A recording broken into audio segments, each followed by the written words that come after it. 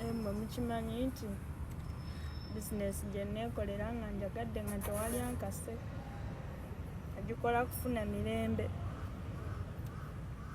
egenda kunnettira stress bw'osanga business owner muwekuhag business egenda kunnettira nga ndaba ssente zange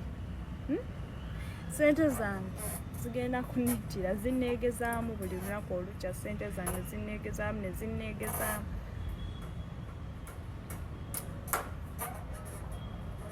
simanyi kyakukola. Omuwala ayogedde ensonga nti omulimu gwe gusobola okwettira kyekimu ne mu katambi ako k'oli mu kubeera nga olaba Kadaama oba omukozi oli ku mulimu ogezaako okukola emirimu gya bakama abo, mwana wattu omulimu gwennyini gusobola okwettira. Omulimu gukwettira weppu ne gukumalako ne gukuleetera pressure. Omulimu ssente zo zennyini zoweekola, omulimu gwe weetandikira nga tebakukase, omulimu gwo kituufu gusobola okwettira. Nze SMX siba na mirembe nga sinnaba beera nga nteekayo story wanino ku SMX Media.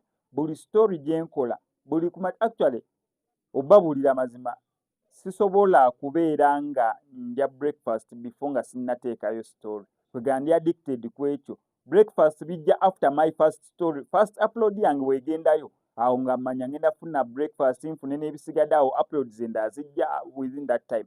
Naye nga sinnabeera nga uploadinga story yange esooka.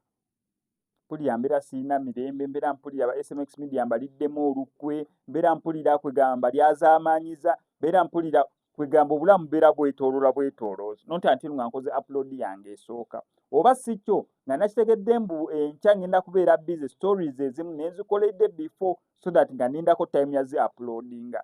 Awo mbeera nsobola okubeera n'emirembe. Naye amazima gali nti omulimu gwennyini gwe weekolera gusobola okwettira.